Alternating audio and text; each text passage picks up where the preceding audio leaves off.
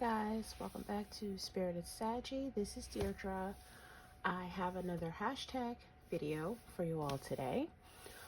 This one is a video response to Candy's Soul and Soil, great tarot channel. So she kind of renewed her hashtag from last year, dating the tarot. I was going to do it last year, I just never got around to it. I was intending on filming this video end of 2021, and like just out of nowhere I just started getting like this crazy back pain. So I've been kind of set up for a couple of weeks, feeling a little bit better, but I didn't want to not do the hashtag even though it's 2022 now. I still, kind of want to be in this mindset of following through on things. So I have the video for you guys today. All right, and this was what I was really excited about doing, so I really wanted to get this one done since I didn't get to do it last year. All right, so this is Dating the Tarot 2021.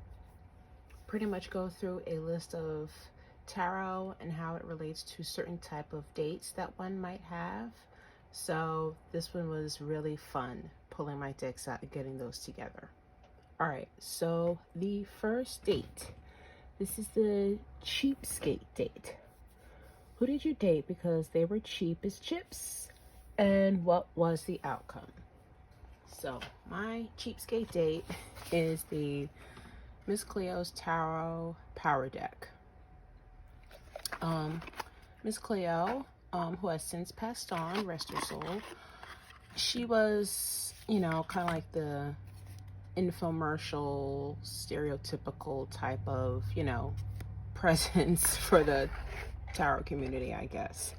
But I actually found this deck on Amazon. It was only $5, and thank goodness. I think her reputation's been renewed some type of way through this deck because it's so good.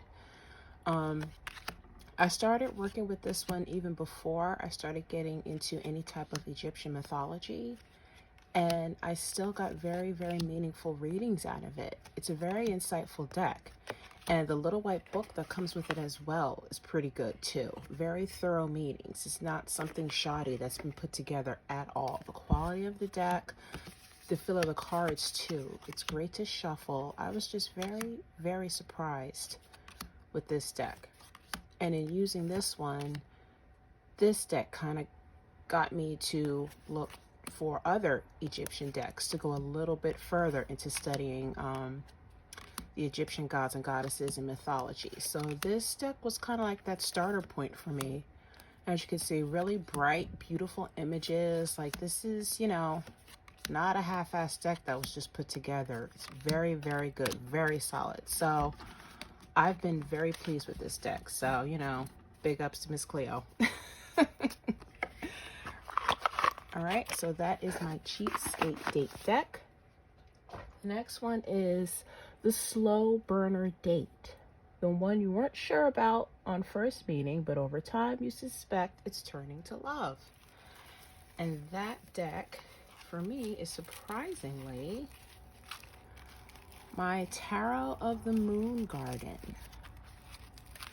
Now this deck, I kind of keep in this little baggie. The box kind of got messed up.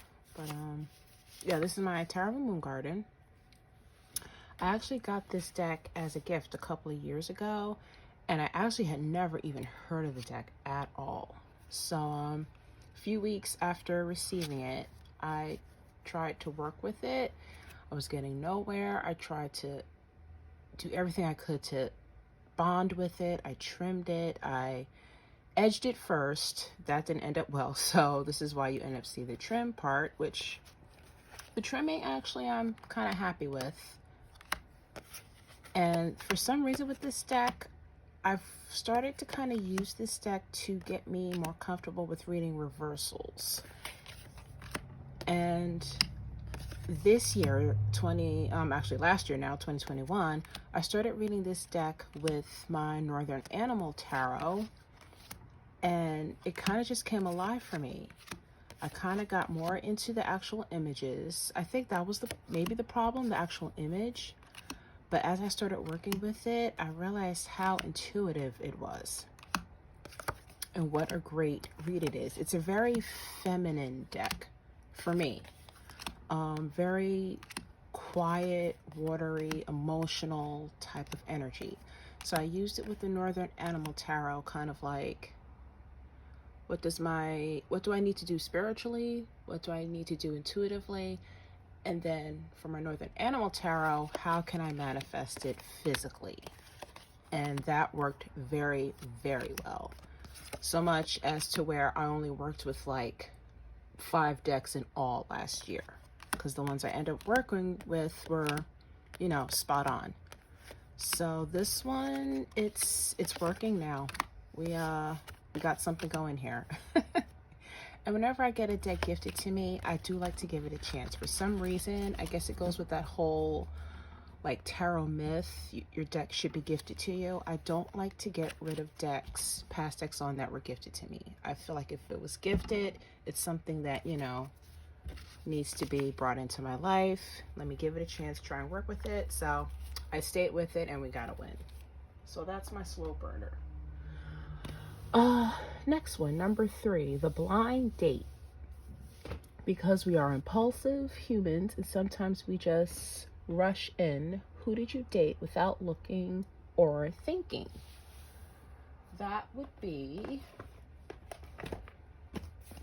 the Hoodoo Tarot by Tiana Lee McQuiller. Beautiful deck. I was, at the time that I bought this, looking for a good African deck, a good African American themed deck, and I've heard a lot of people talk about the Hoodoo Tarot, so, you know, I figured, why not? Let's try it out. So I loved the images on the cards. A lot of them made me think of my grandmother. My grandmother grew up down south. This one's, it's not something to jump into, needless to say. The images on the cards, they're very, even though they are, you know, African based, African American themed, Afro Caribbean themed, you really have to would have grown up in that tradition, I would say, to start using this deck right off the bat. If you don't have that background, you do kind of have to do a little bit of research before you start using it. So like I said, a lot of the images I did connect with, but as you can see through the cards, heavy tradition based. So some themes I am familiar with, some I am not. And I feel like to get a proper reading, you want to get more of a background. And there is background provided in the book. The guidebook is great. I'll flip through that as well. But it's just, I can't just start whipping cards out, and because I cannot read it on its own. I have to use the guidebook. But even then, when I use the guidebook is so good, gives you so much more information. It's like I want to delve deeper. So this one, yeah, as I'm working through it, maybe this will be one of my decks for this year. Because this one, and I think, I don't have it yet, but the Dust to Onyx, those two are 2 decks that I kind of want to research. So the guidebook, as you can see, the suits are changed, the majors are changed drastically. So I have the Freeman as the Fool, Black Hermit as the Magician. Like I said, these are not terms that I'm familiar with. And then we have the suits, sticks, baskets, knives, and coins. So like I said, you do get some information, a little bit of origin info, but I do want to get like an actual hoodoo book. And like I said, maybe I will stick with it, maybe I won't, because I'm getting to a place where if I didn't grow up with it, maybe it's something I shouldn't necessarily be fooling around with. So this one I'll have to see. But just here for Justice, Dr. Buzzard. So you do get a Bible verse, related roots, and then a background on the person used in the card. and you get some history. So like I said, just the guidebook alone is a pretty thorough, heavy read, which I like. But like I said, I'll read a little bit more about it, but we'll see what happens. Like I said, it's a beautiful deck, but you know, I don't want to tamper with something that I'm not that familiar with. All right, so this is the Hoodoo Tarot. Beautiful, beautiful deck though. I love it. Gorgeous. Okay, number 4, the Rebound Date. The one you dated because something else didn't work out. That for me would be the Angel Tarot cards. I actually got this in a trade for the Good Tarot that I had before by Clip Baron Reed. I won't flip through this one too much. I feel like this is a deck we've all seen. I don't know. The Good Tarot, I liked it. It was a good deck. I think with this one though, I just got a little, when I first looked at it in person, I got more of like a nostalgic feel, because it's actually how I started becoming comfortable with cards, were angel cards that my mom and grandma had. And this deck kind of gave me that original feeling that I had, like that sense of wonder, sense of spirit, sense of joy. I just got, you know, those kind of vibes with this one, more so than the Good Tarot. So I traded, got this one instead, and I wanted to do, you know, a little bit more work with archangels, and this deck is a lot more specific in that aspect. So I picked up the Angel Tarot. That would be my Rebound Date. So like I said, I won't show that one. That's a popular one. We've seen it. All right, so moving on. The Surprise Love Affair Date. The one you thought would be just okay, but from first meeting, it was love at first sight that took you by surprise. I think this was the case with a lot of people. And that would be my...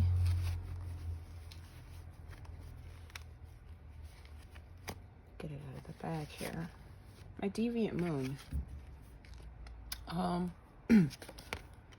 When I first started reading tarot, I came across this deck and I thought it was absolutely hideous. I did. Then one day I went shopping. I went to like a metaphysical store, and there were a bunch of decks lined up along the back wall. And this one was sitting not in the front. It was like sitting kind of off to the side. And for some reason, I picked it up. I bought it. Have no idea why. I just wanted it. Then when I got it home and I took it out of the box, I have to say the first thing that got me was the quality of the cards, the feel of the cards. And then I started, this is a deck that I went through image by image for like a whole week, every day, 3 times a day. That's how much the images started to draw me in. And this is the first deck that I actually started reading intuitively, just based off of image alone. And that's kind of where I fell in love with it. It was another deck to expand my working with the moon.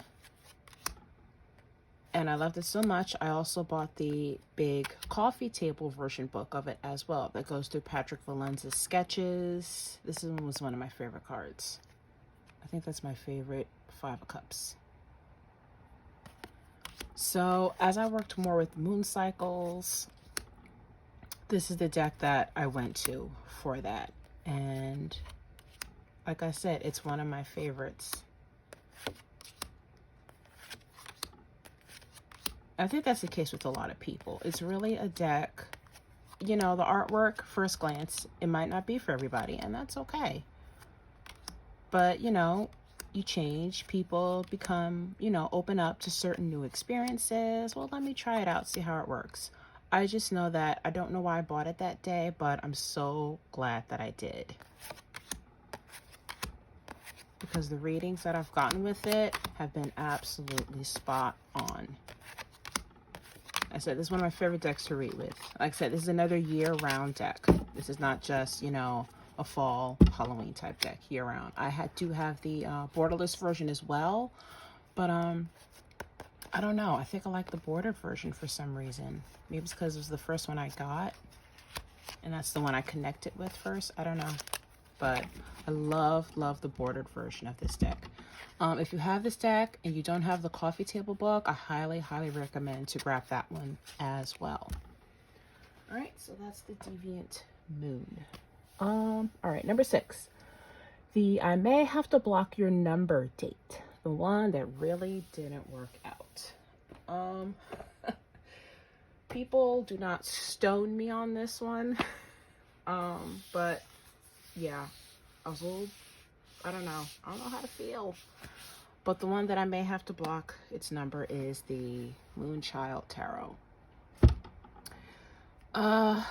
Yeah. This was another one I got as a gift. So that's why I don't want to rehome it.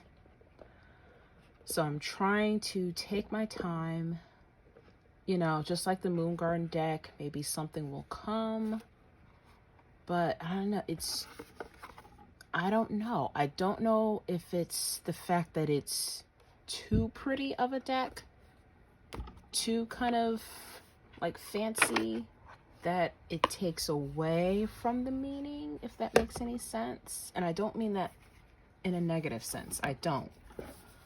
But I don't know. I got it. I pulled it out. I started going through the card meanings, started doing reading spreads, and I, you know, was kind of hitting sour notes. So I don't know. Of course, the cards are beautiful. We all know that. They're gorgeous. I don't know. I have, maybe I'll do like a comparison video one day. We have, of course, the collage theme going on. And I don't know if it's the fact that I connect so much with my she-wolf. I'm not comparing the two. I'm not saying one's better than the other. But that's what I think of when I use this deck. And I really connect with the she-wolf. The she-wolf is very retro. It's very bold. And then I'm thinking, maybe there's an aspect of this one that I'm not connecting to. What could that be? Is this what's, like I said, I don't know. And I keep coming back to the fact, like, is it too pretty? Is it too pretty that it's, you know, I can't get into the meaning of it? Like, I don't know. I don't know. I don't know what I'm talking about. But that's I don't know. Like I said, I don't want to get rid of it. I want to give it a chance. I don't know, maybe I'll start with like monthly readings, pull a card a month, work with that theme for the month and try it out.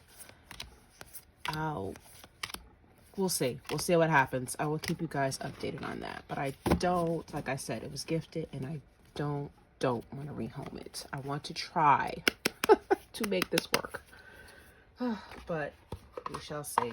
Yeah, I'm a little heartbroken about that one, but you know, you never know. Don't give up. Okay, number 7, the Stormy On and Off Date, the one you can't stay away from. Equal parts passion, lust, and fighting. My stormy date, off and on, is the Wild Unknown. I think in my collection, I think this was this was like the 4th or 5th deck that I got. And this is the only deck in my collection that I must say. Pull that out. Oh, I put it on the wrong side. It's kind of stuck in there now. I'll get it out later.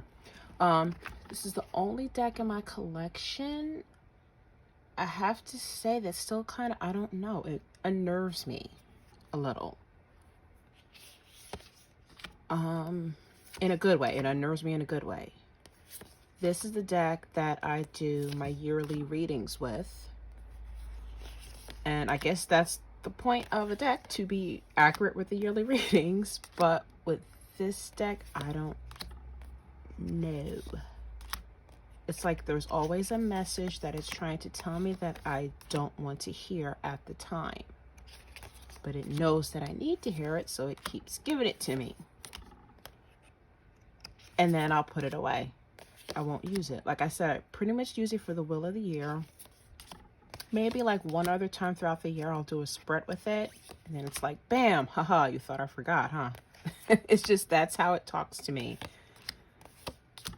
And like I said, it's a little frightening, but it's appreciated.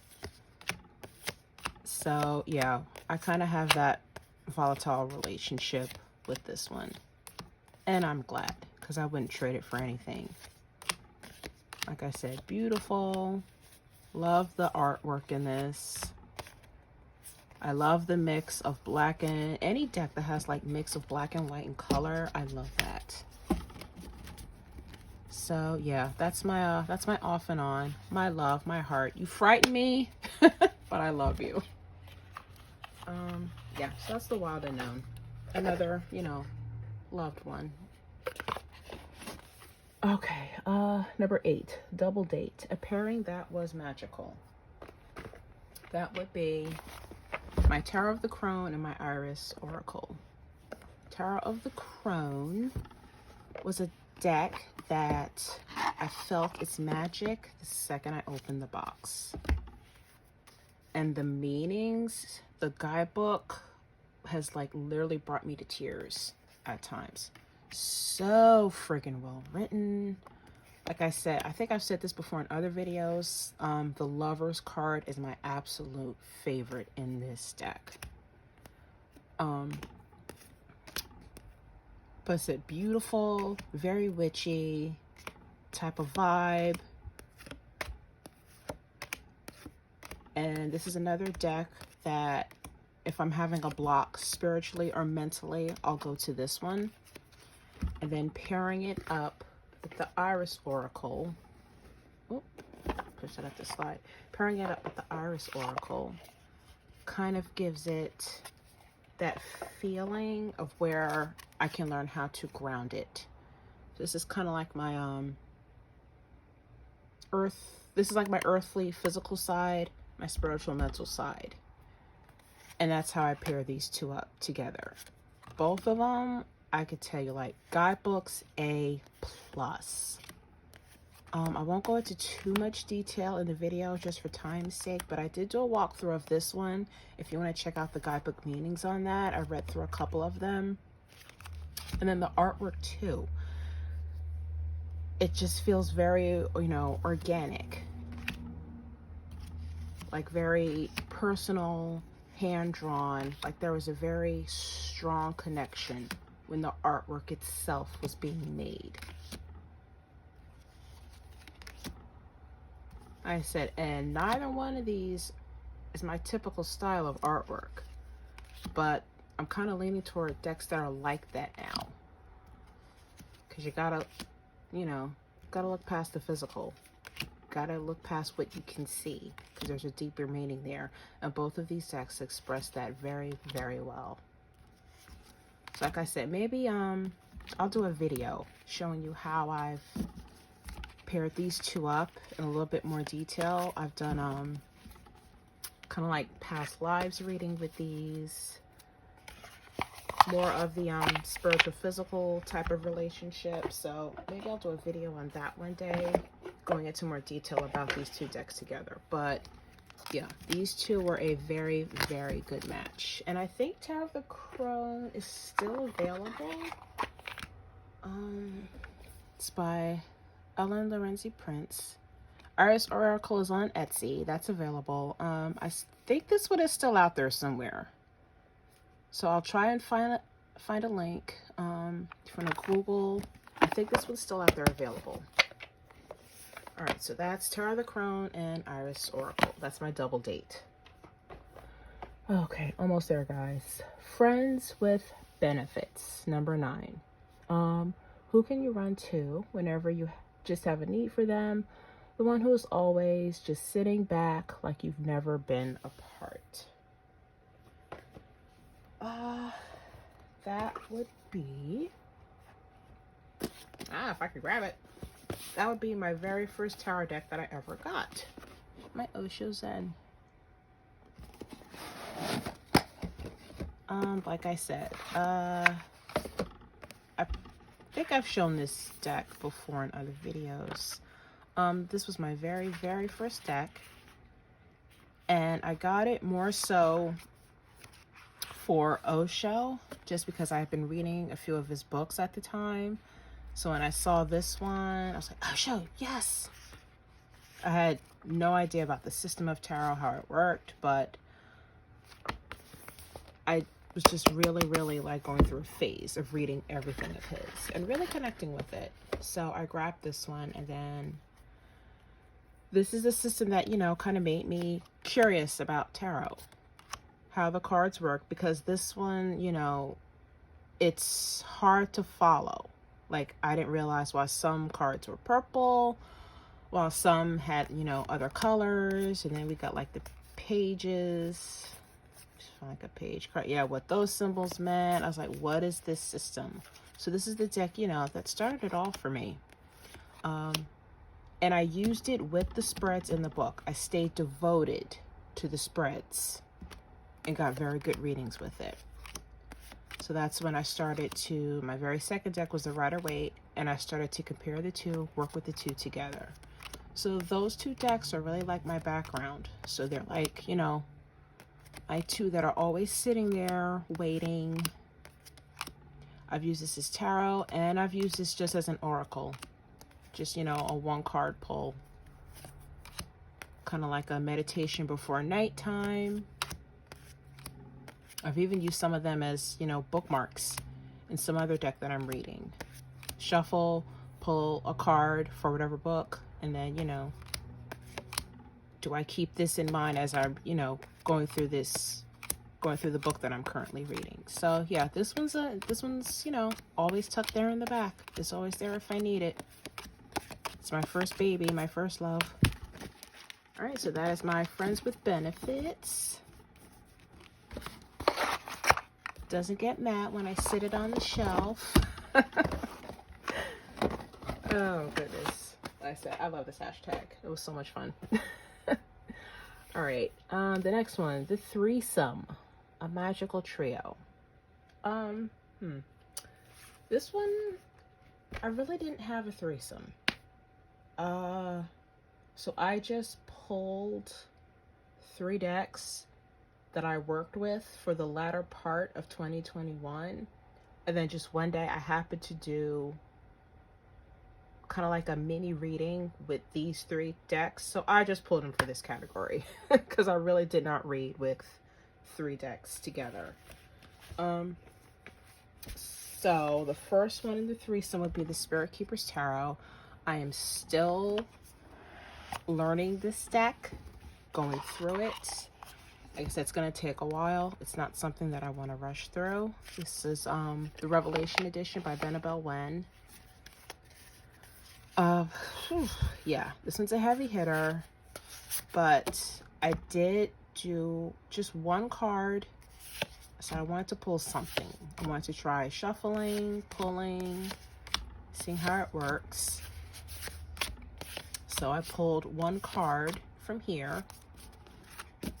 Once again, kind of like, I did that pretty much for like origin based. So whatever obstacle I was facing, what is the origin of it? Who can I go to learn more about the obstacle? Where is it originating from, the problem? So that was kind of like my top card. And then once again, how I can relate it to this realm, my current situation. And those 2 decks, I just used the ones I had out, Northern Animal and the Oak, Ash, and Thorn. And for this one, it was pretty much, I wouldn't say that they work so well together. I would just say palette-wise. Kind of just like a fist, because a threesome is physical anyway. Like, there's nothing, you know, serious going on there. You know, at least not most of the time. I would just say, you know, looks. Pretty much at this point. If I could try to scroll a little bit, kind of get the glare out of the way. They both kind of have like that light kind of palette going on. And I had this one in the middle because if there were, and sorry about the glare, guys. Let me kind of hold this one up. Yeah, if there were any bold colors that would come out through the palette, it would be from this deck. So that's why I put this one in the middle. So like I got a pretty good reading with the 3 cards together, but if I did use them, it was kind of like, you know, hey, they look pretty. They look pretty good together. So, I mean, hey, like I said, it was only for like 1-2 readings. Like I said, it's a threesome. It's a threesome. Like I said, this is probably not a combo that I will keep going. But as I'm looking at it, I am liking Spirit Keepers and Oak, Ash, and Thorn together. So, yeah, this is, yeah, sorry guys, this is what I came up with for threesome. This is what I came up with for threesome.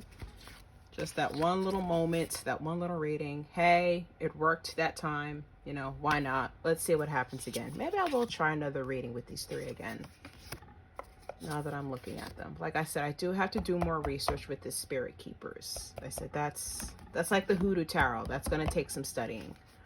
So, yep. That's my threesome. That's what I came up with. I think it works. You guys tell me what you think down below. I was like, yeah, Deirdre. Yeah, I don't think so. I don't know. But we'll see what happens. All right. So what do you have? 3 more. We have the hugger date. Who hugged you the longest and the warmest when you most needed it? I'm gonna say my best hugger date. I wouldn't say the longest, but I will say the one who I feel is sitting, this is the deck that feels like grandma, grandpa sitting in the corner, waiting to chastise you, but give you that hug too after they chastise you. That's my lay vampires. I can't tell you how many times there has been like an issue, like just nagging me. And this deck has called it out perfectly. I think a few years ago, I was really dealing with like really serious body issues, physical issues. There were just things about myself that I just could not accept. And I wanted to change them, but I just didn't, you know, like, you know, we're human. We don't always, you know, do what we know we should do. And I pulled a card from here about it. And I got the sacrifice card. I'm thinking, sacrifice? What the heck does that have to do with, you know, how I feel about it? But then it started to make sense. Sacrifice. You're going to have to, you know, deny the things, you know, that give you instant gratification. You know, if you want to feel better physically, if you want to be more healthy, and, you know, mental issues. This deck has called it out perfectly. Like I said, and it feels like, you know, I get specifically grandma, grandpa vibes. Because it will chastise you. It will. But then also it gives you, it softens the ending, meaning it softens it really, really well. Like I said, Lucy's guidebooks. Actually, yeah, let me pull that card up, the sacrifice card. I can't remember which, because I actually have the card still sitting on my altar. It's not here in the deck. That's how much, you know, so sacrifice, letting go. It's time for you to examine what you value most and what you would least wish to give up. It's a loss, it's painful, but it matters. There will not be time for all, space for all, love for all. You may protest, you may wonder, what of loving everyone unconditionally? But that is an illusion. Even in love, you must choose. So you get a blessing meaning, a curse meaning, and then working with the card. That's the card that, this is the part that kind of, you get like that elderly speak to you. And it's like, okay, I needed to hear about myself. Now I can open up and really take the message in. And it's just, all of Lucy's guidebooks are so, so well written. Just beautiful. It could be the sacrifice of your personal time in order to devote yourself to one who needs your care at this time. Whatever it is, choose. Life is all about choices. Just choose. And then know the sacrifice can be worked with and used to refine and polish your character so that you become more the offspring of angels than you already are. Just beautiful, beautifully written, like poetry. It's just so, so, so good. Yep, so that's my Harker date. And I have a lot of Lucy's decks. I'll probably have to do like a Lucy video one day because all of her decks are kind of written like this, but they're not similar. They're not the same at all. So yeah, I love that one. All right, two more. The Forever Love, the one that is the real thing. And this one I just showed. And if you've been watching my channel recently, you know where I'm going with this. It's my Northern Animal Tarot. This is my forever love. It was love at first sight when I got this deck last year. It was like a long lost friend, partner, whoever, that, I don't know, it felt like they returned. It didn't feel like a new experience. It felt like a return. Like I said, I can't, fully describe my relationship with this deck. I love it so much that I did not back the second edition of this deck because I didn't want it to get in the way with, the relationship that I already have with this one. It was hard, trust me, but like the creator said they made improvements like brightening up the palette, background change. I think maybe the card stock was going to be a little bit different, but this one is just already such perfection to me. It's like, I love this one. We're getting along. But yeah, this one, yeah, this is my forever love. This is the one that's coming with me to the next life. I love the artwork. I love, like I said, I love the animals' faces, the characterization of their faces. I don't know if that's it, if that's the knicker. It's just, like I said, it looks like a storybook. So then, I automatically think to the stories I love to read when I was a child. Is it a pastime thing? Like I said, I don't know. I can't describe it, but I just know that it's love with this deck. My Northern Animal Tarot. This is my baby. This is my baby. All right, and the last one. I want to get to know you better date. Who are you excited about dating in the future? And that is my Lubenko Tarot by Emily Lubenko. This was another Kickstarter from last year. Beautiful deck. Like I said, this one arrived a few months after the Northern Animal, and I apologize to every deck that I got after that one because a Northern Animal is pretty much all I worked with. So yeah, for that reason alone is why I didn't work with this deck. And this is not one that I just wanted to rush into. So, like I said, Guidebook, really, really good. I flipped through it a couple of times. You do get a lot of info. Okay, so that's pretty thick for a little white book. So I like that, appreciate that. But the images in this deck are so shocking in a good way. They're so jarring that it's not something I want to rush into. So this is definitely one where, like, I'm thinking summer.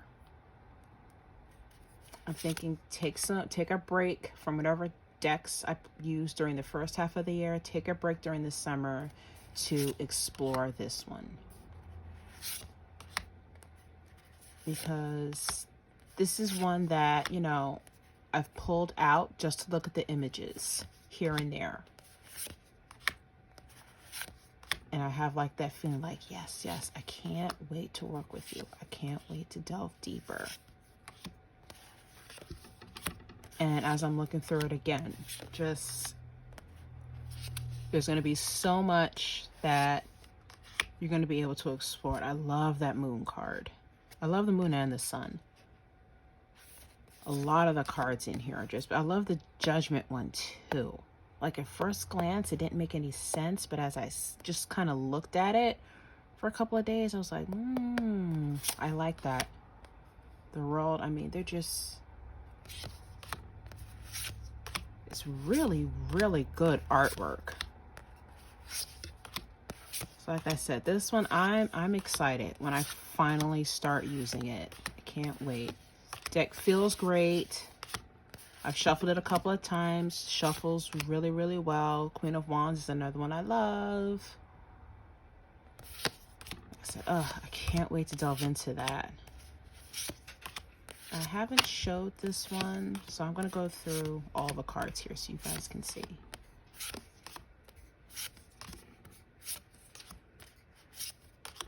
Because I don't think I've previewed this one on my channel yet, so I'll go through all the cards right now. This seems like a good deck to use if you like wake up from a nightmare. Or like a really crazy dream. And that's what I like about it.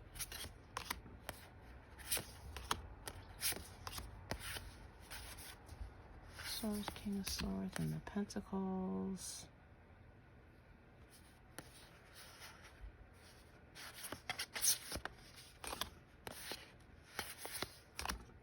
I love the 5 too. 5 of Pentacles is always one of my favorite cards.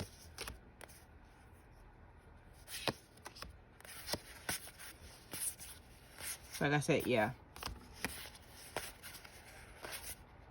Just, it's a stunning deck. It's a stunning deck. Like I said, if I have a deck that I'm working with really well, I don't want to break it just to work with something else. I want to give one its fair share of time, of honest time, authentic time.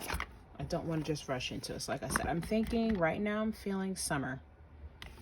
I'll open up during the summer and explore that one a bit more. So that's the Lubenko Tarot. All right, so we have reached the end, guys. So I just want to thank you again to Candy Soul and Soil for this great hashtag. Love doing this. I'll leave the link to her original video down below.